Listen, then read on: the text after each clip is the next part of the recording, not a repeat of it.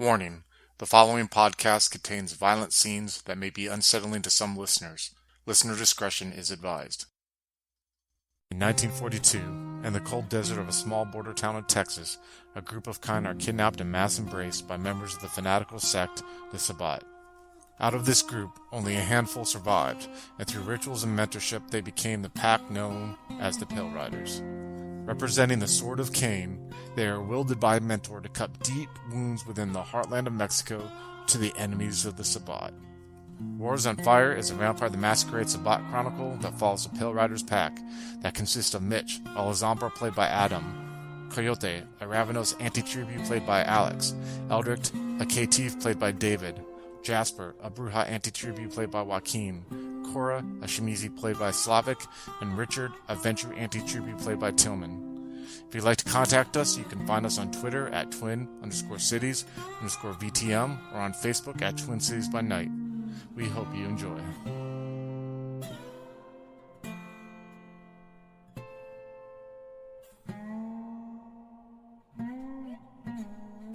All right, sweet. So you guys see where Vidar was walking off, and as you guys are just like, what the fuck, you hear behind you, Ilanipi. Tomorrow evening, I'll be coming by here with the Bandito pack.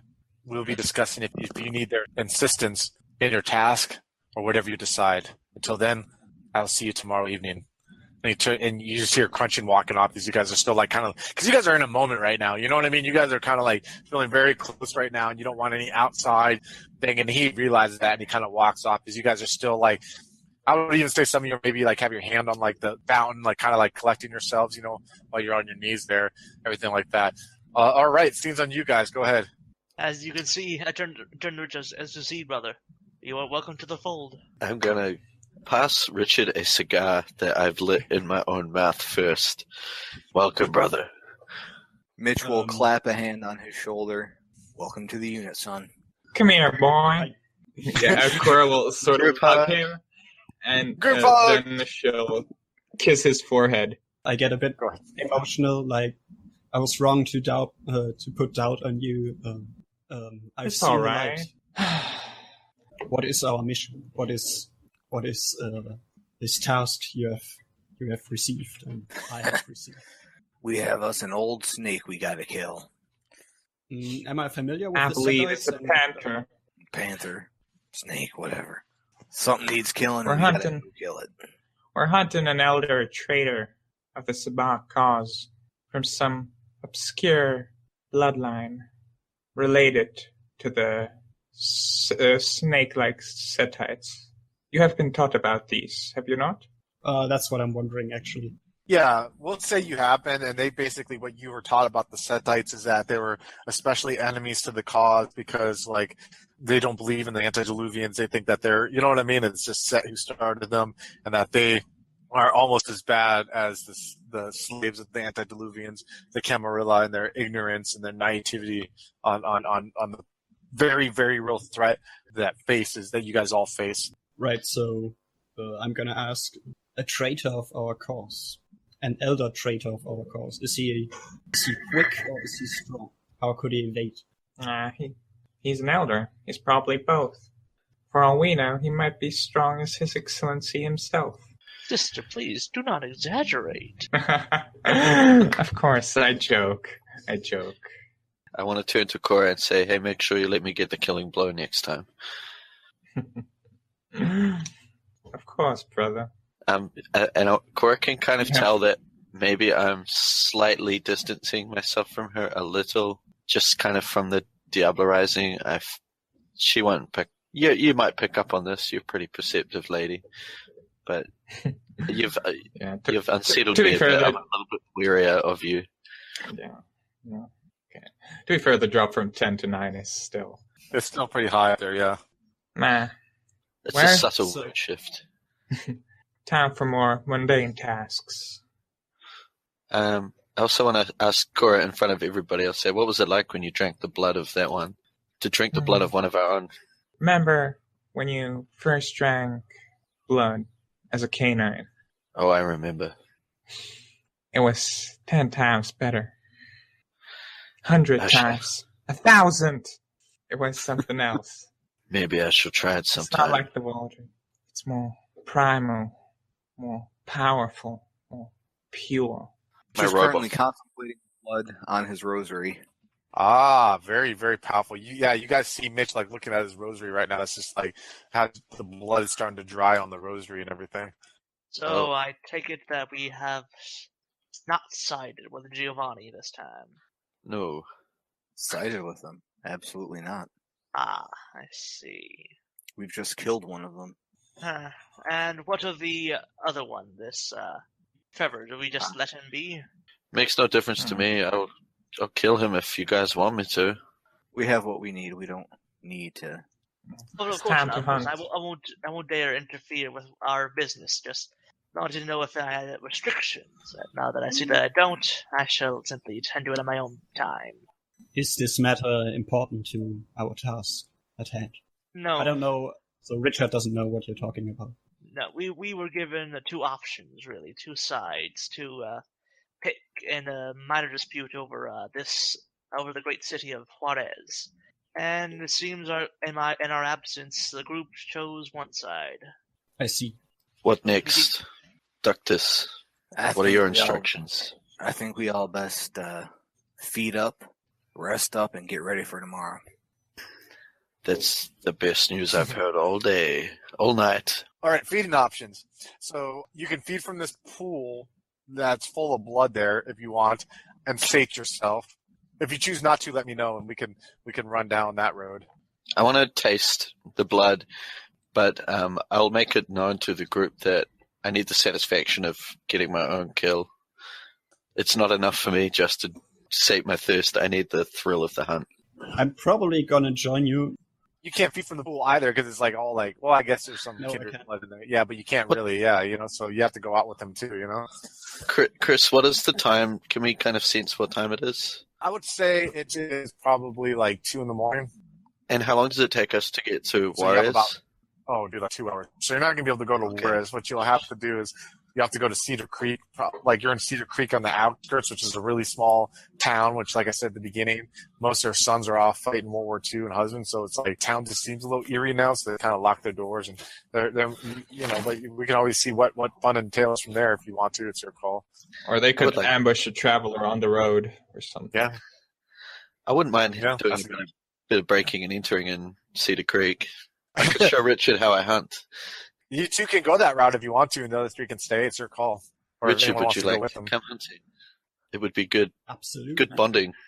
I just simply I turn to Coyote and make a request saying, please, brother, bring me back something. I feel that I need to refresh myself, but I feel all... You don't wish to join us? No, I feel all out of sorts. I feel I need to set something up first. I need to make arrangements, a feed, and I will bring back a gift for you yes. in the name of our brotherhood. Thank you. What about you, Mitch and Cora? You guys staying with Jasper at the Haven, or are you going with them, or what? Mitch is going to turn I to think- Cora. I got an idea. Care to accompany tonight? Of course, my friend. Mitch will sip 1 point from the blood pool that's in the room, and then he'll grab the keys to Eldritch's car. Okay. We'll say that the truck is back too. We'll just, whatever, retcon, you know what I mean? The truck is there too, so. Richard, do you have drive? Let me see. Richard does have drive, so he can drive the Yes. truck. So I have we'll one say that, dog. okay? All right, cool. Or you guys could walk with Chief, it would be creepier, you know what I mean? But we'll say drive just to make it easier. What do you want to do with Cora first? Where are you guys going? I want to drive about an hour out along a stretch of highway that gets a fair bit of traffic. Mhm. Pull the car, this ritzy, super wealthy car, off to the side of the road, pop the hood, and stand and wait for someone to come by. I'm going to do Coyote and Richard first, and then we'll go back to you guys. Coyote and Richard, you guys are taking the truck, I take it, or are you guys going to walk? What's your call? How long will it take to walk? Yeah, what's the distance? I'd say about 20 minutes, 30 minutes to walk to like town proper. I'm happy to walk, seeing as I can't drive. I mean, we could try. I don't think I should drive. Get acquainted on the walk, find out each other's history, share stories of great kills that we've made. You can role play a conversation out, or do you just want to say that's what you did? It's your call. I'm gonna bore him with the intricacies of native politics and the struggle, but you're gonna get the impression that I'm kind of just bullshitting and kind of spouting rhetoric that I've picked up from when I was a mortal. Do you know what I mean? I'm gonna seem super into it, like the best listener friend you could imagine, but I don't understand anything of it.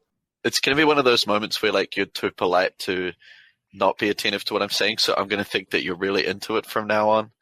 He probably is, because he's like, I don't know shit about what you're talking about, y'all, but I sure like it, because I think you're the greatest thing ever, Like, Oh wow, these intricate politics.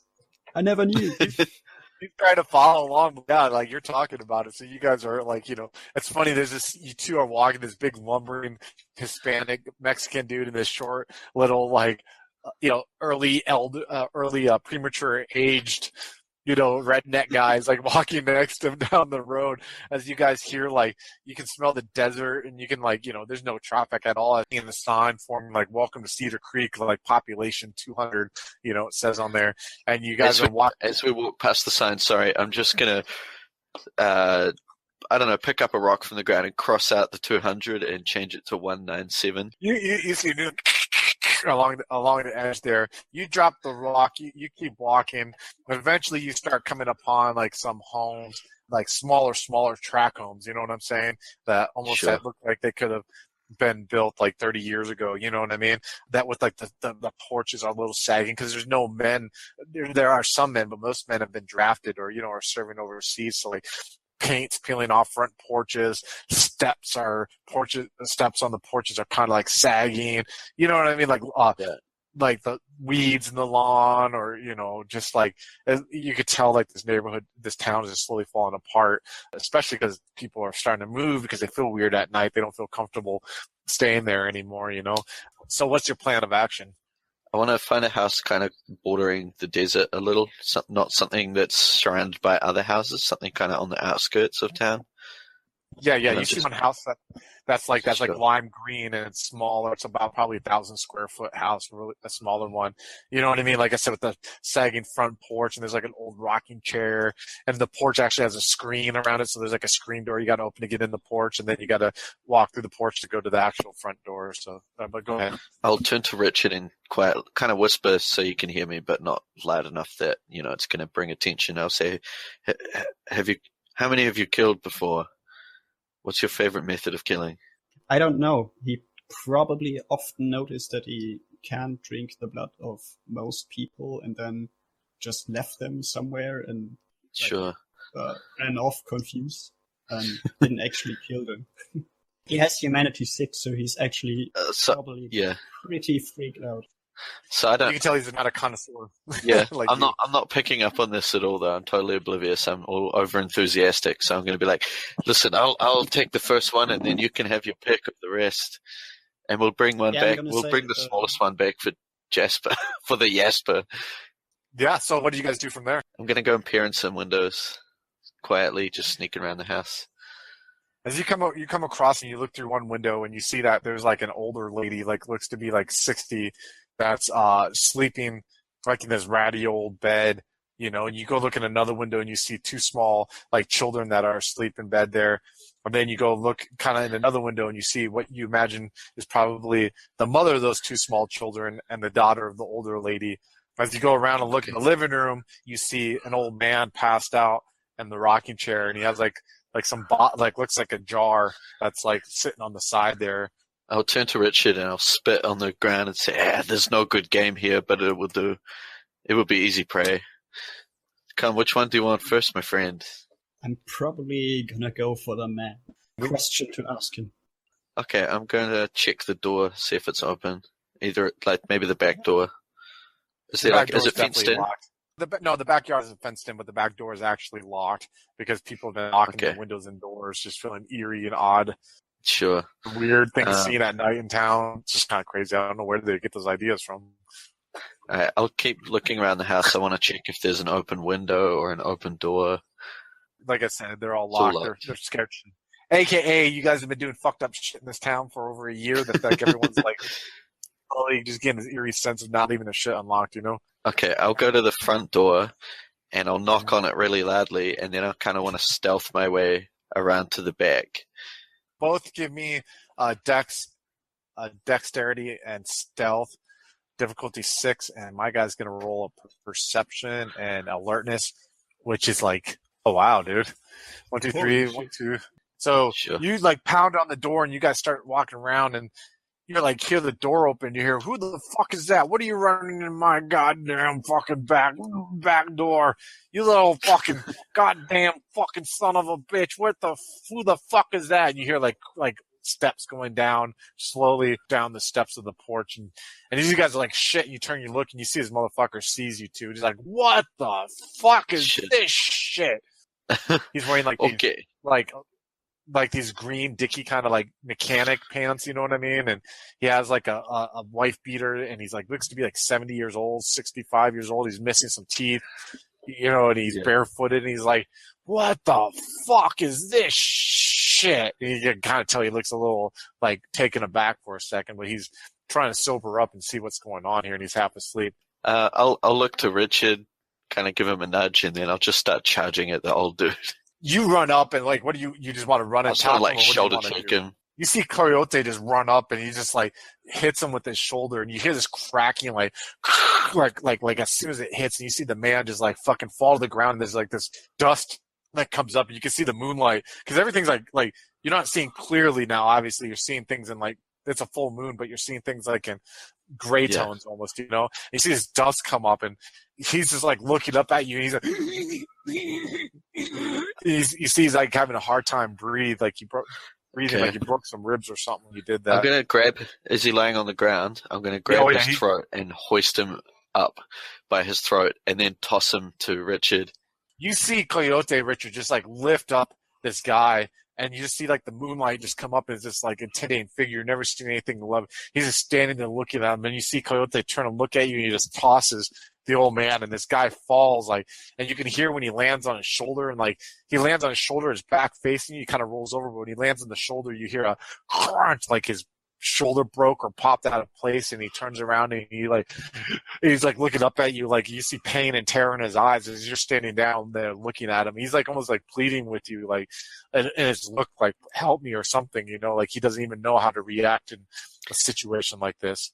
Yeah, well, I guess for the sake of roleplay, I'm not gonna say I'm frenzying, but I'd say Richard is giving into the beast just a little bit. We can do self-control check if you want to, or you can roleplay it. I just want to say to Coyote, like, I see what you mean now. And I'll give you like a little smile. Something along the lines like, thanks, buddy, leave him to me, or something.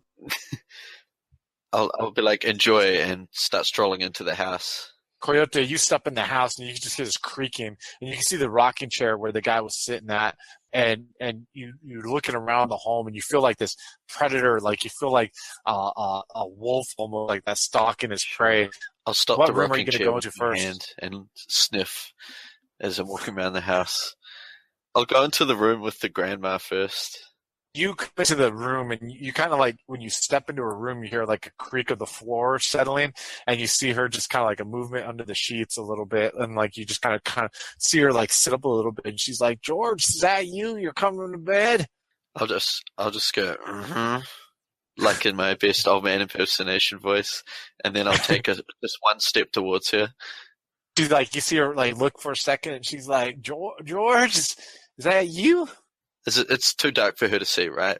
Yeah. She can't make out. She's kind of like, yeah. I'll make the same noise. I go, and then take another step towards her. So she rolls over in bed, and she's like, just go to sleep. I'm tired. And she rolls over and like tries to go back to sleep, like she's expecting you to get in bed. I'm gonna lean in real close to like the nape of her neck and give it a sniff. I'm gonna be like, just sniff up her neck a little bit. And go, she's like, George, what the? And she like slowly turns around, and you can smell like just old, and like you can smell her hair hasn't been washed like in a week, and she smells like not alcohol, like drinking alcohol, but like rubbing alcohol, and just like age and everything, and she like sits and looks at you, like turns around, like looks, and then all of a sudden she's like, ah, ah! And then she starts screaming, ah, ah! I'm gonna just bite straight into her neck, and at the same time, I'm gonna grip the top of her head with my giant hand and just crush her skull as I drink her blood. All right, you get you can fill up there. Let me look at my humanity chart here, Coyote. Let's see if you fall down the descent of the beast anymore. My guy loves murder. What can I say? It's on my character sheet. I love to kill stuff. It is his Ravenous Vice, by the way. That's what he chose his Ravenous Vice for. Yeah, let's get a conscience roll, difficulty 8, please. Sure, one moment. What is my conscience? 1. Okay. Got a 10. All right, congratulations, you didn't. So you're sitting there and you don't feel, you kind of feel at first, you're like, man, that was pretty vicious. You know what I mean? Like, you're like, I've done some killing, but I've never killed an old lady. And that's when you pass the humanity rule. It's actually you feeling guilt for what you did. You know what I mean? And you're sitting there like, fuck. Like, you look at her and you see down here, and it reminds you of Korra for a second, and you're like taken aback, and you realize that Korra at one point was like this. And look what she became. You potentially stopped someone who could have probably have ended up being something better. And you're feeling that as you're looking down at her. Okay, I'm going to cut to Richard real quick. Richard, you see this guy looking up at you. He's like, he's still in, you know what I mean? You can tell he's pain. You can smell. You sit there, and you smell smell of moonshine on the guy. You know, because people, this is what the time period where people couldn't afford. You know what I mean? Like a lot of good food because of the war effort and everything. So moonshine was something that a lot of people were drinking at the time and stuff like that. So you could smell it like just on him when he's trying to breathe, because you can hear the wetness of his breath, and you can hear like when he obviously has some kind of chest damage that happened when he got thrown too. Right. So Richard is probably still on the high of what happened this night. Mm-hmm. So I think temporarily his fight with the beast is at a low, and he's just giving in. You're going to try feeding it? You're going to feed it off him, right? Yeah. Now, are you saying you want to drain him, or are you saying you want to do a self-control roll, or it's your call? I think he'd probably just drain him at this point. Give me a conscious roll, difficulty 8, please. Holy cow, dude. So as you're done there, you're sitting there and you're just like draining. You hear his heartbeat like doo-doo, from his chest. Doo-doo. Doo-doo. Doo-doo. And you sit there and you lift up and you're looking down and you see like this figure just sitting there, eyes wide open, old man. And as you're looking down, all of a sudden you start thinking about your father, who had very similar features. And you're taken aback for a second and looking at what you did as this completely drained mortal there who's in front of you. But you get hit with this pang of like, what the fuck? It was almost like you had a compulsive urge and you followed it, and then you have a sense of guilt about that compulsive urge. Does that make sense? You know, like where you didn't think before you jumped, then after you jumped, you're like, fuck, what did I do? You know, and that's what you're feeling right now when you're looking upon this old man now who's out there in the dust, just dead on the side of the house. All right, Coyote, you're sitting there looking down. What are you doing right now? Okay, well, can we say that I hear maybe a sound from within the house, and that snaps me out of my kind of moment of self-reflection that I was having? You hear like a door opening in another room, and you hear like footsteps coming towards you, or coming towards the room that you're at. Okay, I'm going to turn from the body and wipe the blood from my chin and let the old lady go and make my way to the door to see who's coming, or if I can see anything. You hear, Nana, are you okay, Nana? Are you okay, Nana? And you hear like a little girl's voice, is like you hear like footsteps coming from like the left of the doorway. You haven't seen the source of the voice yet. Oh God, Nana, are you all right, Nana? I need to think about this a little bit. We'll cut to Mitch and Korra, so let you guys dwell on that. All right, Mitch, you're driving this nice Rolls Royce car. You and Mitch are driving a million miles on this road. Go ahead, scenes on you guys. So I guess while we set up the trap, Korra will be talking to Mitch. So, Mitch, you never told me how he died. Who died? You know who I'm talking about. Are you talking about your son? Oh yeah, I'm talking. Oh, of yeah. course. It was ugly. Let's, War always is. Sure as hell it is. Look, I wanted to go out hunting with you because I needed to chat with you. Well, we're chatting right now, ain't we? Yeah, but I got something a little different in mind. Once upon a time, you mentioned something about these different ways to keep the beast in check. I feel myself slipping a little. I think we might need to put some serious thought into digging up some of these ways. I agree. Koyone has been, well, I'll worry about him. He seems to be slipping to his beast. And frankly, I don't feel the pull of humanity either. Yeah, we might want to get on that. I'll speak to Lord Vidar about it as soon as I can. Thank you, darling. I'm sure he'll tell us. But don't try to change the subject, will you? I want to know. Mitch will take a deep breath. We were in the trenches. I think we was playing cards, trying to ignore the lice and the rats and the occasional bullet hitting the sandbags up over the top. Hadn't had any gas in a few days. Was a nice break. I think the Krauts were resupplying or some shit because it had been a little on the quiet side. Well, our luck fucking ran out.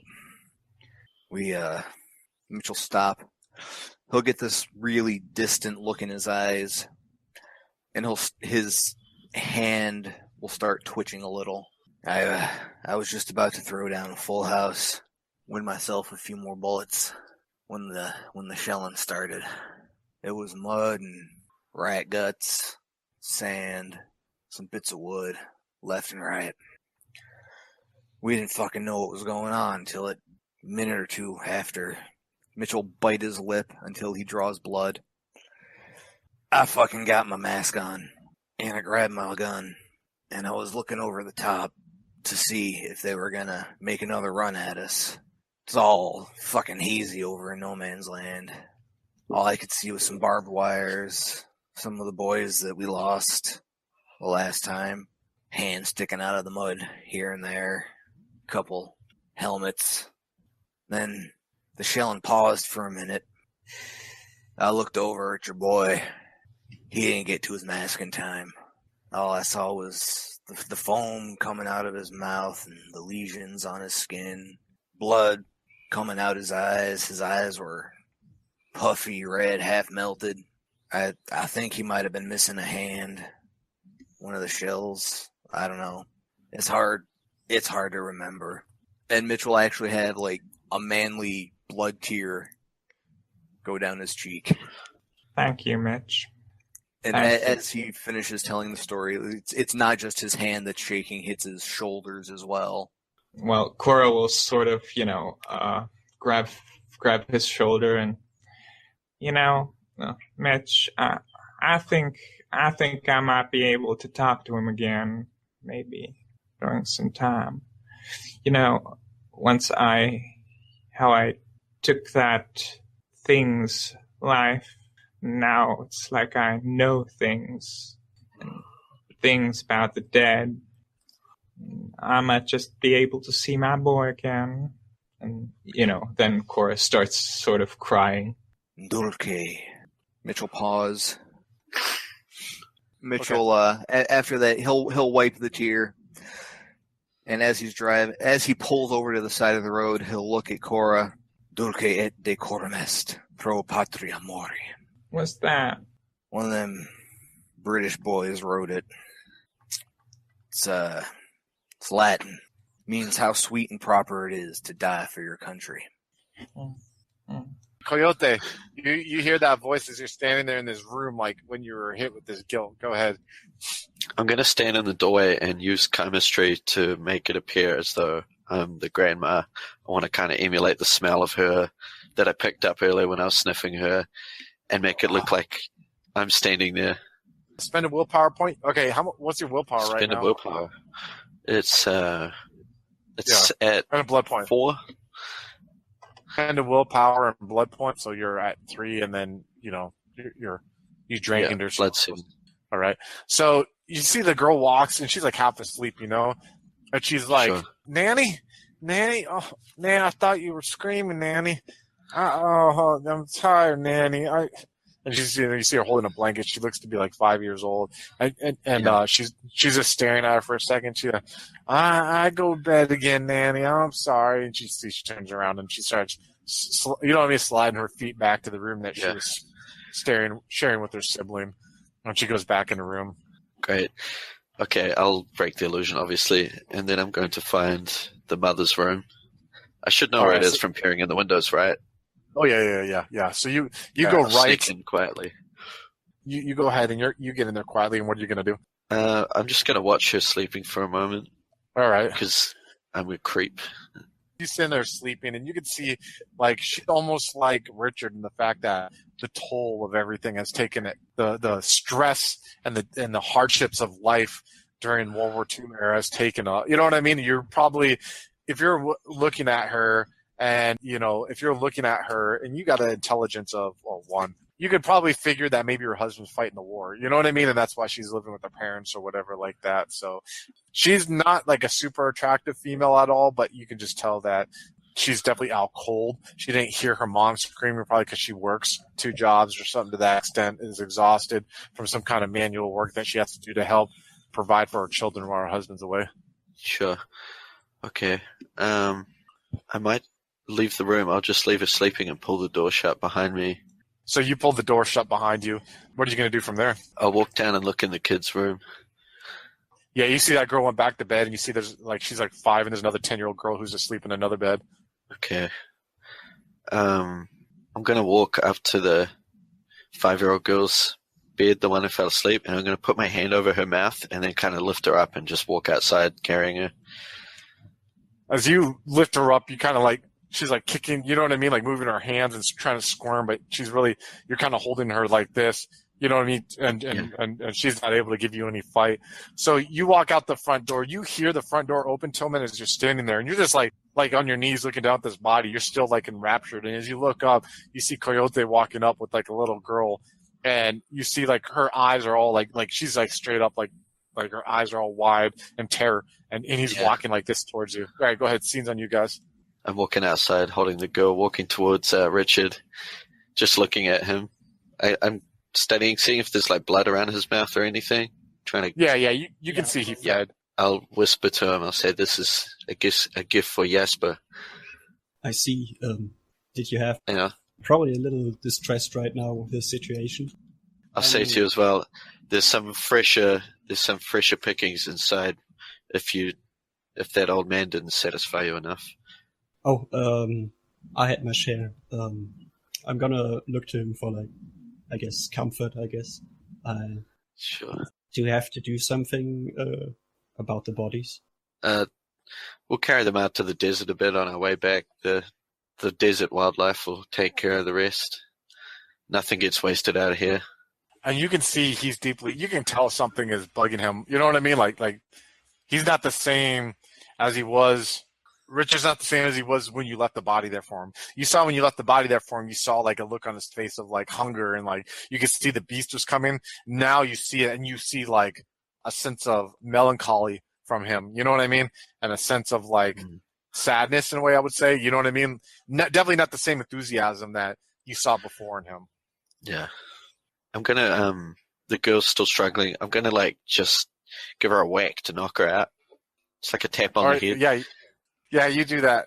You just kind of like punch her a little bit in the temple, and you see she goes limp there. I'll drop her on the ground, go back inside, quietly grab the grandma and carry her outside too. Now you see, you're seeing this too, Richard. Like he's walking out with this old lady out towards the desert, and you're standing there looking down at this girl who's like in the dirt, knocked out, and you see this dead guy who's standing at your feet too, just contemplating like.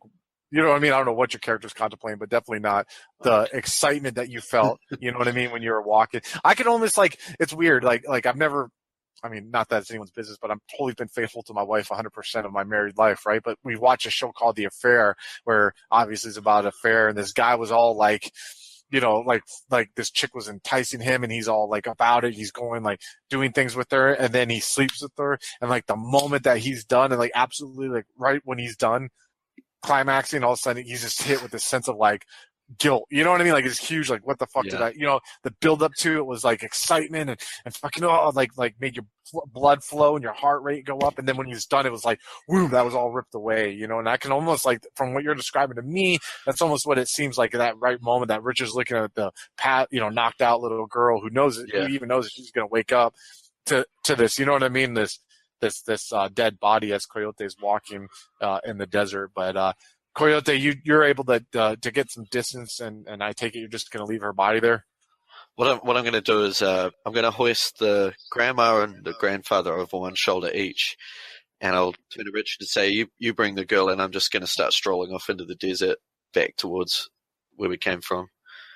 Yeah, I was going to suggest something similar. So you pick up this little girl as you're walking towards back home. All right, we'll jump back to Mitch and Cora. You guys are sitting on the side of the road with the trunk open, and you see a pickup truck come like riding along, and you see like it pulls over, and you see this guy get out.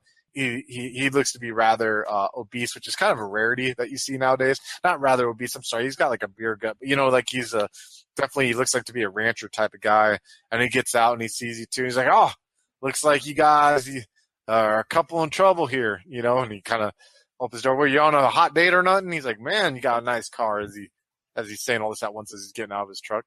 Mitchell waved to him. "Howdy, friend.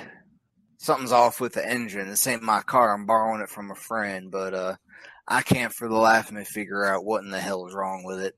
That little pretty wife of yours out on a hot date, aren't you? And he extends his hand. He's like, "Name's Bobby. Mitchell. Nice to meet you." Mitchell Nice, grabs his nice. hand. "Name's Mitch." My name's Pleasure. Cora. "Nice to meet you, ma'am." He kind of like nods his head towards you. He's like, "Damn, these are one of those motherfucking fancy ass Rolls Royce. Don't the Krauts make these son of bitches? Like, obviously it's from before the war, right?" He's like, he kind of like kicking the tires and walking around and like hitching his pants up, looking at like rubbing the hood. And this is a goddamn fine piece of machinery here. And he's like, "Oh, wait, why you got the back open? Is that where the engine's at?" And he kind of like starts walking around and like he's looking in the back there. "Yeah, it's all strange and shit." Mitchell sort of put on this affectation of like weak old man, and he'll sort of follow the guy around the car. And when the guy gets to the trunk, and as the guy's looking at the trunk and Mitch is behind him, Mitch will wind up and slug him full force in the back of the head. You just crack as he gets punched in the back of the head, and you see him, he just, like, the front part of his body. Well, actually, like, he falls forward, and his face hits, like, the trunk that's open, and then it kind of slides down, and then it falls in the, the trunk there. So you got to, like, kind of lift the back up of him. But I'm sure with your old frailty man, potence of 3, or whatever you have, it's no problem. So you, like, just kind of take his legs and you throw him back there, and he's kind of in the back. Yeah, I'll just throw him in the trunk, slam it shut. Yeah. And then I'll turn to Cora. "After we drain him, you got some spare parts, little lady." You guys turn around and you drive back. You hear a car coming up, Jasper, while you're kind of like sitting there waiting eagerly. And then as the car rolls up, you see 2 figures slowly walking from the desert. And you see like Coyote's walking, and behind him you see Richard. And you see them coming back into the courtyard to where you all 5 are standing there. "Hello, folks. Have you ever wished you could have an easy way to find gameplay videos and podcasts, or just media in general that deals with your favorite White Wolf role-playing games? Or have you ever wished you could find a forum to share gameplay that you have recorded, one which wouldn't be drowned out by random posts and discussion, so that your media could get the attention you want? Well, we have the answer for you in a Facebook group we run called White Wolf RPGs Gameplay and Media. The group is specifically ran with the sole intent of it being a one-stop shop for people to view or share media involving the games we all love. We take thorough steps to ensure the page does not become cluttered and is easy to traverse. We are currently over 1,000 members strong, and we are continuing to rapidly grow, with new media being shared every day. Stop on by. We hope to see you there." High Level Games the industry's first choice in taking your games to the next level. We are a podcast blog and new media network at highlevelgames.ca.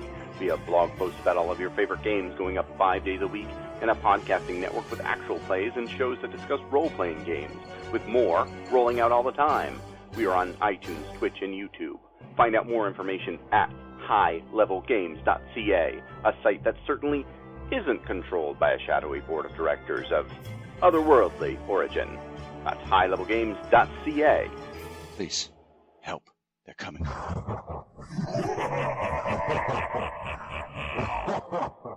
The mission seemed simple enough, don't they always? Simple sweep and flush out operation. We loaded them up in a hazmat tanker in Montreal and shipped them to a downtown warehouse in the Valley of the Sun. They would have been in and out in a few nights. Well, we wouldn't be telling the story if it all went as planned, would we? I go ahead and I pop Wyatt in.